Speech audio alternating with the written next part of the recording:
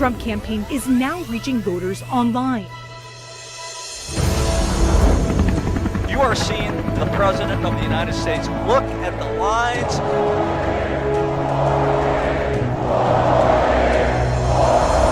You joined our movement. A lot of President Trump supporters here. Greatest movement in the history of our country. I'm fighting for you, and I love doing it with everything that I have. And I will never, ever stop. We are one people, one family, and one glorious nation under God. We will make America great again. Welcome to Team Trump Online.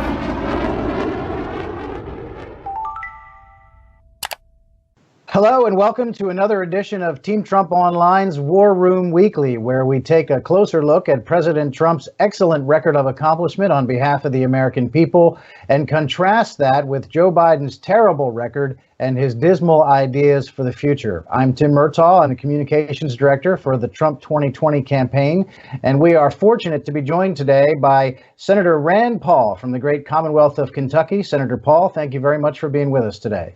Glad to be with you, Tim. And we see that you have recovered fully from the coronavirus. How are you feeling? Well, you know, my family banished me to the basement for a couple of weeks, and they would feed me, but they would not give me a razor. So I wound up with this Corona beard. So I'm talking to the president about 2 days ago, and he said, well, yeah, you look very distinguished with your beard, but, you know, my sons have those, and I don't really approve of those, and I'm not sure what I think of that beard. And I said, all right, Mr. President. But no, it really wasn't rough on me. I was very lucky in the sense that I never really got sick. I never had a fever, never had a body ache, never had a cough. And so I'm one of these ones who are asymptomatic. And this is some of the biggest news that's come out in the last week, is that when you test the general population for antibodies, we're finding that many more people have this than we suspected. And the good news about that is that when you divide it out for mortality, turns out that the mortality is going to be much less than has been reported. And this is good news, I think, about trying to reopen the economy. I know the president's been pushing and saying we have to reopen. I'm exactly the same way. There's no amount of money in China, no amount of money we can print up to save our economy if we don't reopen.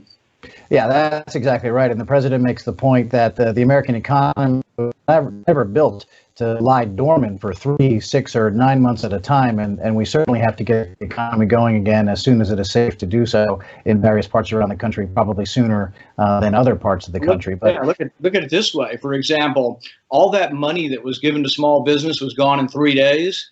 Another $400 billion has been allocated, and people are saying it's mostly gone. There's an endless consumption of money. If you give money to people, we have to get back to work.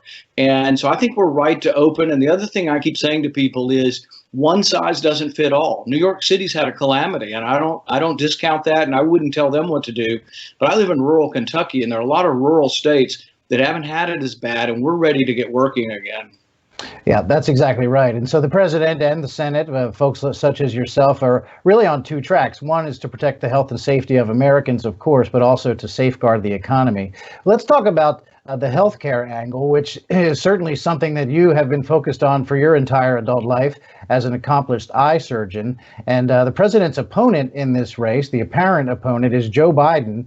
And he's running on trying to expand Obamacare, which, as we know, had many facets of it that were disastrous in the first place. What are your thoughts on Obamacare generally, and why was it such a wrong direction for the country to take? You know, when I ran for office back in 2010, it was the number one issue and was for 4 or 5 years, Obamacare. We objected to it for two reasons, and this is sort of where the Tea Party started, but for two big reasons. One, the freedom issue, the idea of whether you should be free to choose what kind of insurance you have, whether you have insurance, and to choose your doctors. Obamacare takes away that choice. And so freedom of choice to me is always the number one reason why I don't want someone in government telling me what to do about my health care.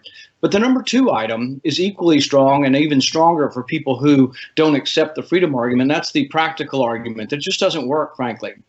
All you have to do is look at it this way. What do we know of in government that works better than the private marketplace? In fact, it's always the opposite. It's like if you love the post office, you're going to love nationalized health care. If we look at nationalized health care in, England or Canada, people wait in lines forever and ever and ever. So we have a great health system, and I think we'd be fools to lose it.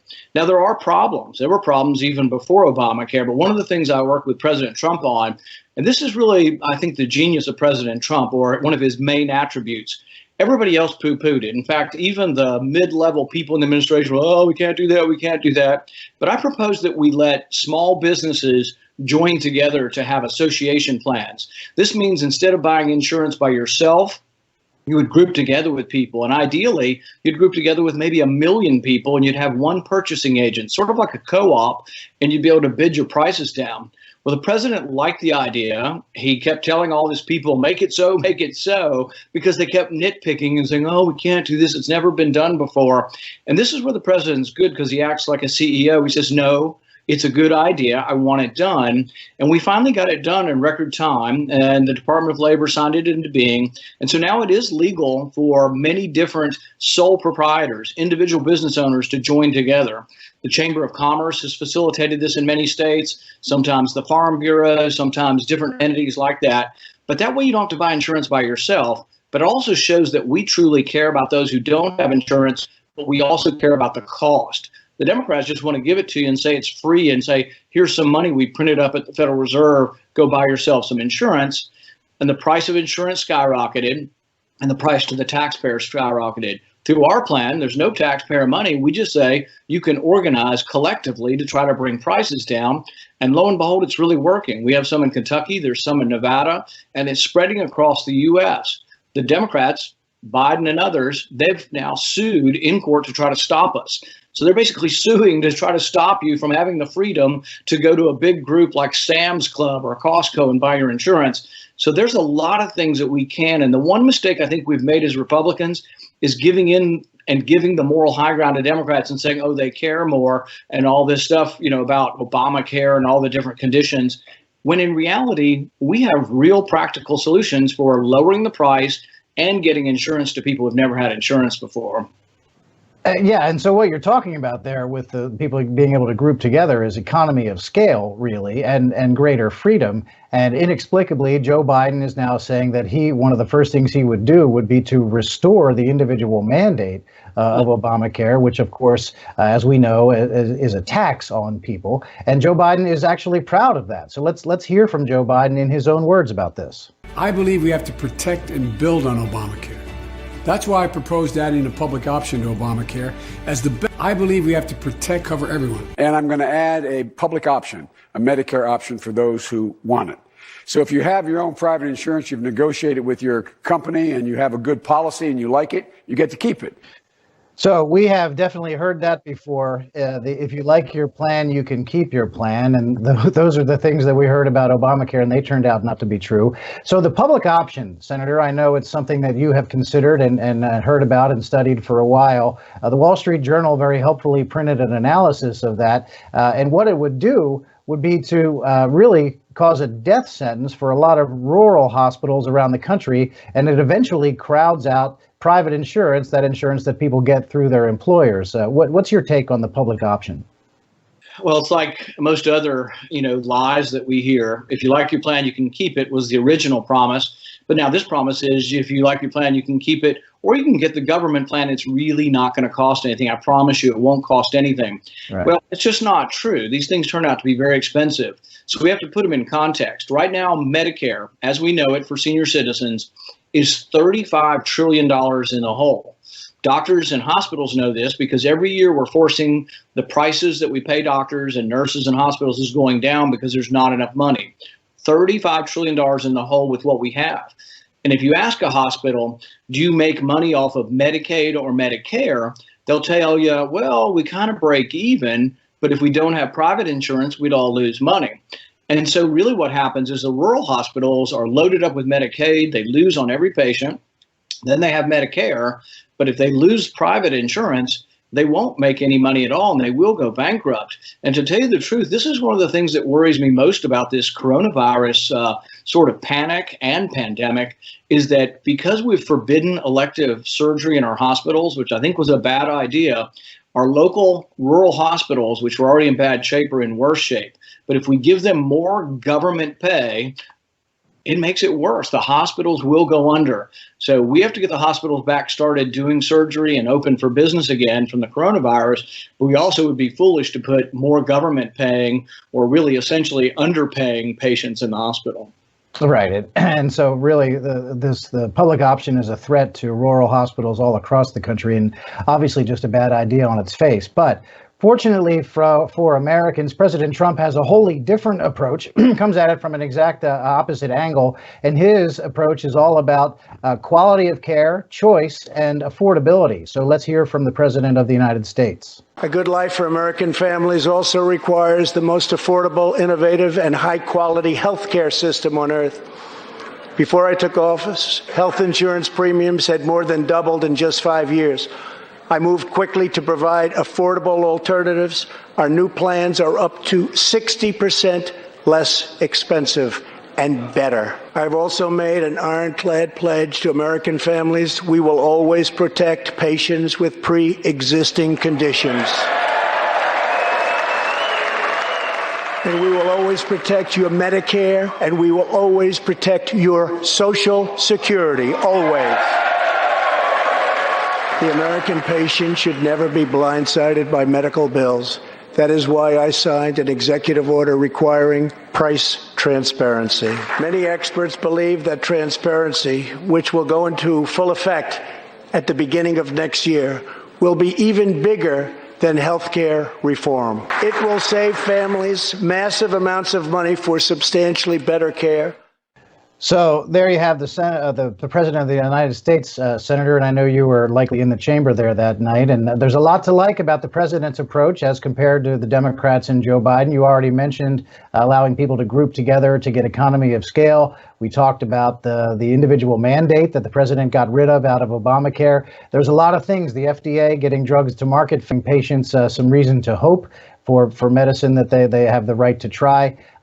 Give me your broad thoughts on the way that the president and Republicans have approached healthcare. The only thing that keeps prices down, or will get prices to go down anywhere in any marketplace, not just healthcare, and healthcare is not unique, is competition. You have to have choices, and people have to see what the price of it is, but then they have to base their decisions on the price. In healthcare, the problem we've always had is we have all these intermediaries. They're either the government making the decision or the insurance companies, and very few individuals actually go in and say, I want this because of the price. And so what we really need to do is have price enter into the healthcare equation. One way of doing it, and this is something that most of us have supported, including the president, is expanding health savings accounts. So that way you can save money tax-free. Then you could buy higher deductible policies, but have tax-free savings to cover the deductible. But then your prices go down, your premiums go down.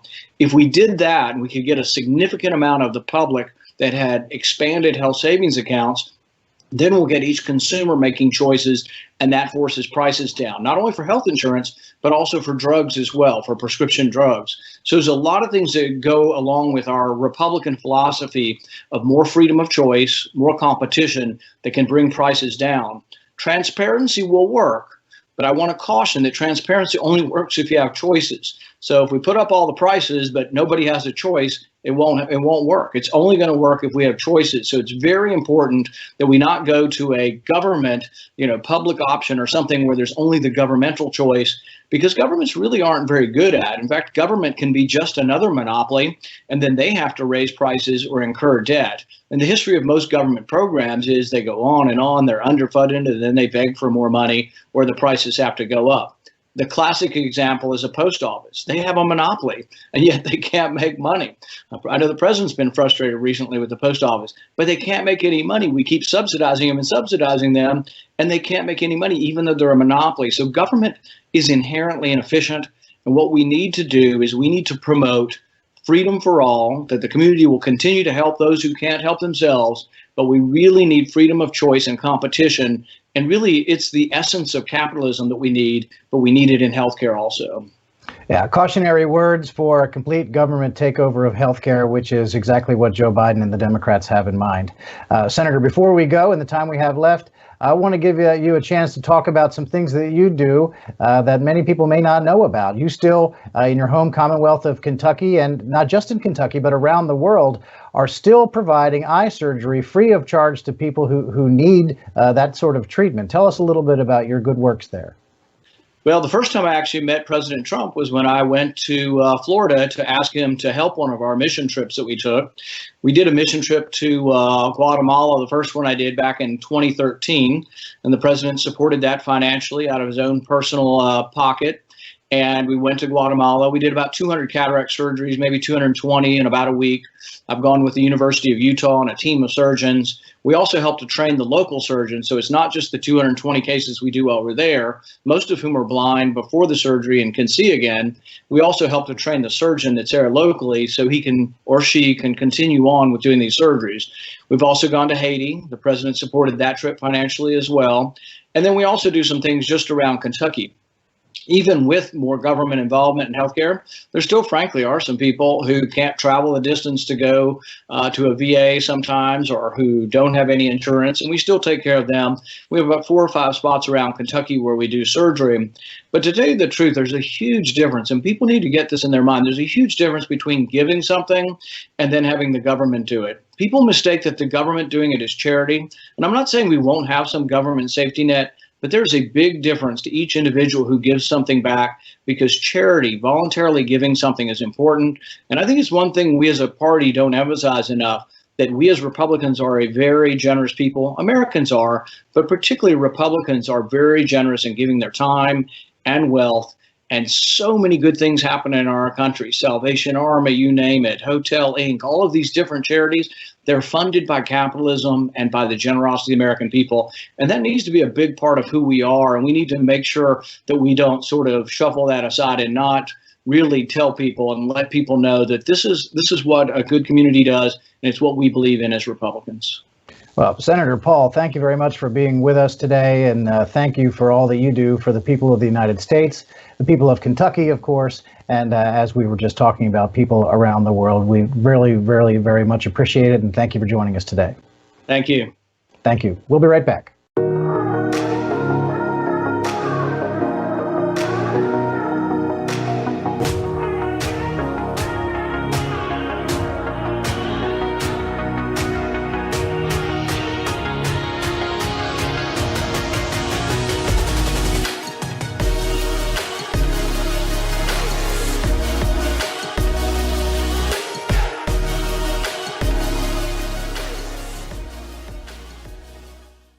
We turn now to that $350 billion fund to help small businesses and its workers get through the shutdown. It will be up to Congress to restock it. But Democrats blocking that move this morning. They asked for $250 billion in 48 hours. I said, well, I don't think so.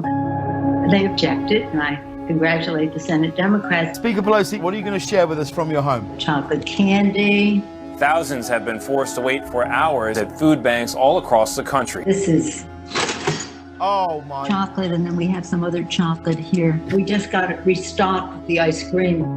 You don't want to eat up everything all at one time. I can't do it much longer. I'm trying so hard. We were, shall we say, enjoying. Having to admit that, yeah, we're starving, and I like it better than anything else. Taping this segment, there are 22 million people out of work. This specific program is about stopping job losses today. This is hurting people bad. Other people in our family go for some other flavors, but right now it's survival move. You don't know where that next something else is going to come from. I don't know what I would have done if ice cream were not invented. I just wonder.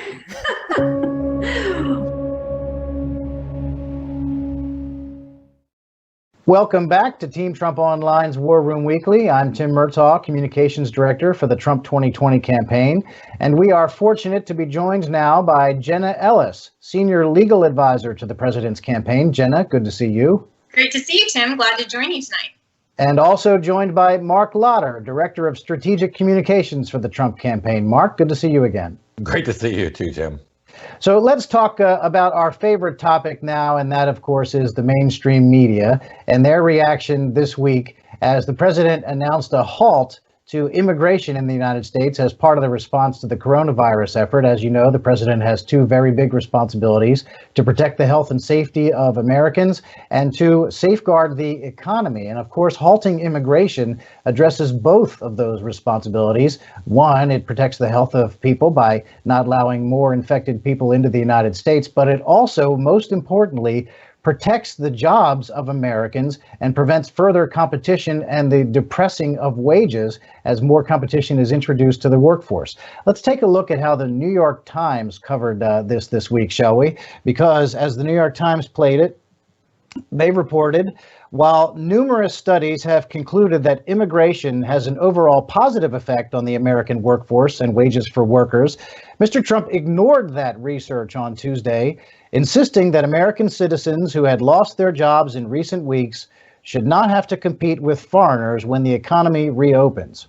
So, there you have the New York Times saying that immigration is actually good for American workers. But let's take a little bit of a closer look. What do we have here? From the very pages of the New York Times, we have Nobel Prize-winning economist Paul Krugman saying this: immigration reduces the wages of domestic workers who compete with immigrants. That's just supply and demand.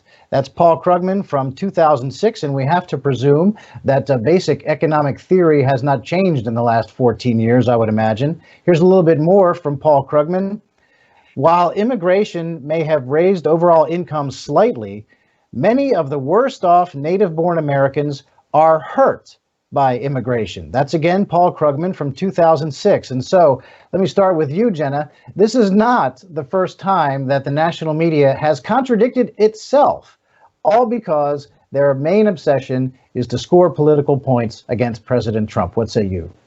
Absolutely, Tim. And, I think that the American people are just getting so frustrated with fake news, and especially in the midst of this national crisis, because we're seeing President Trump, who cares so deeply about the American people, and he's doing the best possible job that he can. He and Vice President Pence with the task force and with their briefings and giving the American people all of the information that we need. And yet the fake news media simply wants to antagonize, and they would report that the sky is green if that would help their agenda.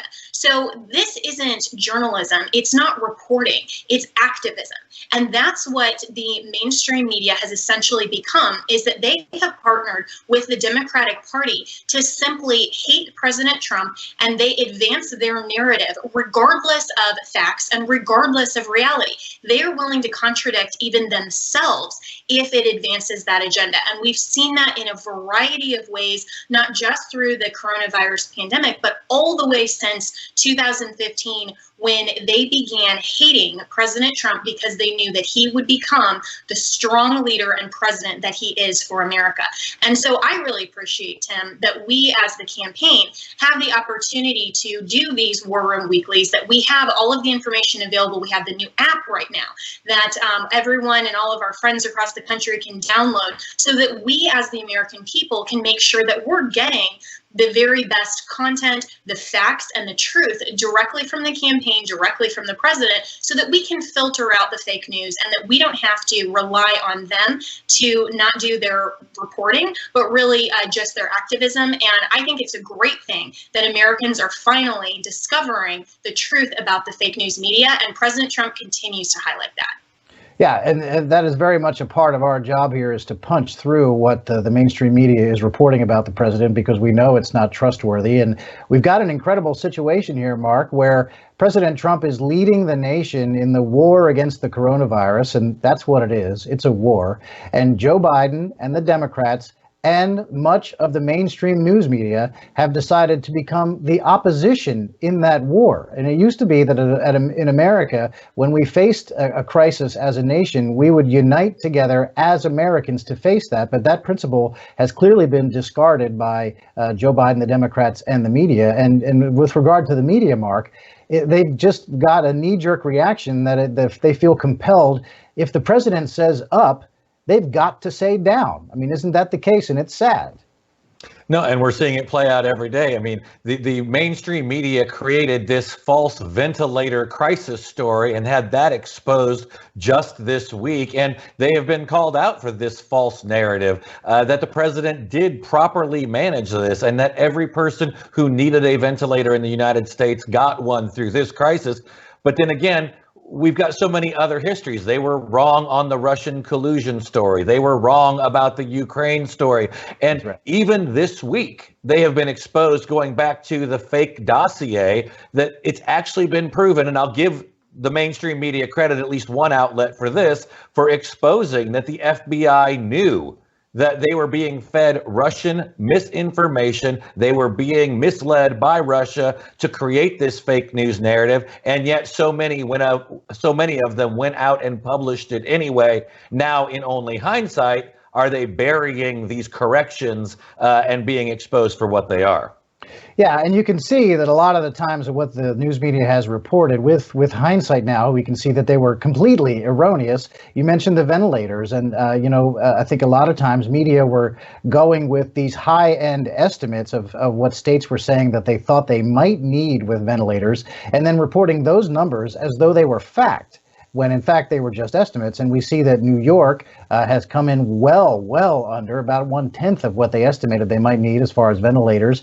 California and Washington also did very well. And incredibly, those three states are actually sending ventilators to other states that might need them. And so the initial reporting was that there was going to be this dramatic shortfall, and it was a total crisis and people would be dying. And it was very, the news media went crazy with that story. And it turned out, of course, not to be true in any means. And so what that leads us to is that there is an incredible double standard with the media. And I think if we take a look at just about their hysteria and trying to look backwards and point fingers, and they let Joe Biden get away with this idea that he was the one shouting from the rooftops as far back as January about the dangers of the coronavirus, when the record will bear that is not the case. And they are critical of the president daring to hold a political rally at the beginning of March, when in fact Joe Biden held 8 rallies in the month of March, and including 6 rallies that occurred after the last Trump rally. But somehow Joe Biden is not held to that same standard that President Trump is held to. Mark, I asked this question sort of rhetorically, but how can that be?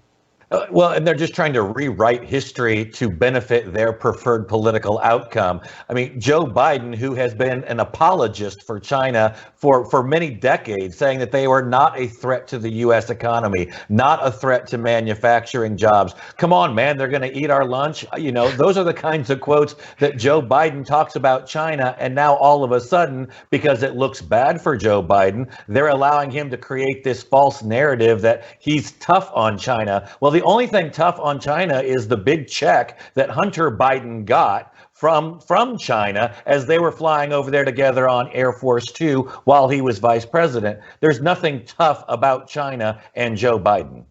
No, certainly not. And, and it extends, Jenna, to beyond reporting. You're the senior legal advisor to the campaign, and I know you are heavily involved with some of the litigation that the campaign has underway. And one of the television ads that Joe Biden's pals have been running takes 2 different portions of a president's speech and cobbles them together to create a sentence that the president never uttered. He never once ever said this sentence. And of course, this goes back to the fallacy that he ever called the coronavirus itself a hoax. He did not. But they created a sentence making it sound like he did that, put it in a television ad, and TV stations across the country were running it. And so this has to be considered under the umbrella of media bias, actually having fictionally created it by editing sentences that the president never said. As the senior legal advisor, what is the issue here? Absolutely. And, this goes back to what Mark was talking about with revisionism and revisionist history. And so what the mainstream media is doing, and some of these super PACs and these people that are generating these false and fake ads, they're cobbling together and splicing together these sentences, and they're putting them out as a statement of fact. And they're giving all of the viewers a false narrative, and it's actually defamation. And so while the First Amendment protects the freedom of the press and, of course, freedom of speech. It doesn't protect false and defamatory statements that are known to be false at the time. And it also doesn't protect television networks who knowingly air false and fake content. And so the campaign has pushed back heavily because the president, like any of us, you, Tim, and Mark and me, we're all spokespeople for the campaign, just like the president is as well.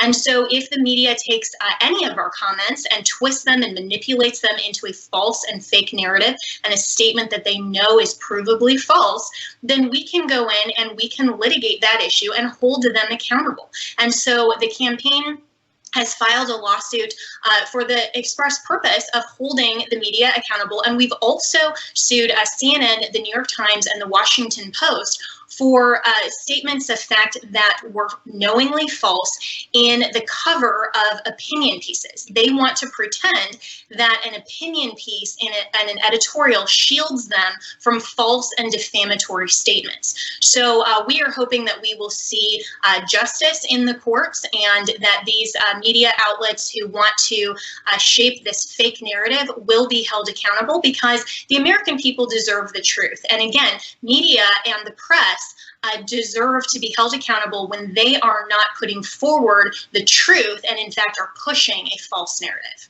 Yeah, and I think they have to get the message that simply slapping the word opinion on it does not give them cover and give them the ability to print outright lies and things that are defamatory. You're absolutely right. So speaking of the fake news, let's take a look at a clip here from earlier in the week. Chris Cuomo, who is one of the CNN hosts, it was widely reported that he had contracted the coronavirus and was sick for a while. But then it was also widely reported that he had taken his family out on Easter Sunday to go look at some property he had purchased in New York in the Hamptons. And while he was there, it was also reported he got into a bit of an argument with a passing bicyclist about the fact that everyone knew that Chris Cuomo had been sick, and the bicyclist was of the opinion that Cuomo should not have been out in public. And so that got widely reported. And then the official Twitter feed for Chris Cuomo's show on CNN ran this video. All right, here it is. The official re-entry from the basement, cleared by CDC, a little sweaty, just worked out, happens. This is what I've been dreaming of, literally for weeks. Literally for weeks, he says, except for that day on Easter Sunday when he was out at the Hamptons looking at his properties. Jenna, all I have to say about this is fake news. Absolutely. And I think it's hilarious, Tim, that his shirt, while I think it was supposed to say truth, just says rut. That's all you can see. And that's really the only truth that's in that video, is that the media is in a fake news rut. This is snobbery elitism, to think that he can just ignore all of the CDC guidelines and guidance when it suits him, and then create this entirely fake and false narrative around his supposed re-entry into the world. I mean, this is just ridiculous that we as the American people should buy into that and should somehow applaud the fact. I mean, we're all very grateful he got over it, and that he's well and safe. But the fact that he was willing to expose other of his neighbors, like this biker, and then think that somehow he's emerging as a hero is completely false and fake. And so if the Democrats didn't have double standards, Tim, they wouldn't have any standards at all. Yes, that is true. And we do wish Chris Cuomo well, and that he has recovered from the coronavirus is good news. And we also wish his family well at the same time. But Mark, this is just another case of the media trying to present a completely false image of what has actually happened in real life, whether it's Chris Cuomo trying to pretend that he had been sequestered in his basement for weeks when the world knows that, in fact, he was not, or when they try to misrepresent what it is that the president is saying and doing. Yeah, and this is one of those glaring examples of why I believe, especially CNN, has just fallen off the face of the earth when it comes to credibility with the viewers, but also in its ratings. I looked it up, and last year they finished 14th in the cable network news ratings. I mean, they regularly got beat by stations that were airing 25-year-old sitcoms, and they were fighting it out neck and neck with kids' baking shows. I mean, this broadcast tonight is probably going to have more viewers than the average CNN program. That tells you, A, the power of the Trump movement, but also how bad CNN has gotten. Yeah, I would love to see Team Trump Online War Room Weekly show up in the grid there when we see the ratings coming up, and because we do know each one of these shows is drawing over 1 million unique viewers, and some of the programming that we're running here is getting over 2.5 million viewers, and so it really is great. And you too have contributed to that, so thank you very much for joining us. Jenna Ellis, Senior Legal Advisor to the Trump campaign, thank you very much for being with us. Thanks so much, Tim. It was a great time. And Mark Lauder, Director of Strategic Communications for the Trump campaign. Thank you as well, Mark. Good to see you, Tim. Thanks. And we want to thank our first guest this evening, also Kentucky Senator Rand Paul. We very much appreciate his efforts. And before we go, I want to leave you with a couple of messages. First, happy birthday to our wonderful and beautiful and accomplished First Lady, Melania Trump. Great to see her out helping and doing her part to promote the American people and help Americans along the way. And as well as I want to remind you that, as Jenna mentioned, to download the new Trump 2020 app. It has a lot of great features in there that will help you stay connected with the president's campaign, get the straight information, the facts, instead of relying on the fake news media. It'll also help you volunteer. You can make phone calls, and you can even earn points to win great prizes, up to and including a picture of yourself with President Trump. So make sure you go to the App Store where it is now and download the Trump app. So until next time, I'm Tim Murtaugh, Communications Director for the Trump campaign. Thank you for watching War Room Weekly, and we will see you next week. In 2016, we built an unbeatable operation that changed history. Now, we unveil our next breakthrough. The exclusive Trump 2020 app. This isn't just an app. This is your source for real news, not fake news. Straight from the campaign and the president himself. This is your direct line to give input on key campaign issues. Your portal to register voters. Host MAGA meetups. Your scheduler. Your application on becoming a Trump team leader. Join millions and get a front row seat to our virtual events. Watch Team Trump every night at 8 p.m. Eastern Standard Time. Earn points, get rewarded, get the presidential photo. Oh, and did we mention it? This is your personal shopper too? So just to repeat, this isn't just an app. This is your tool to keep America great. Join the army for Trump and download the app today.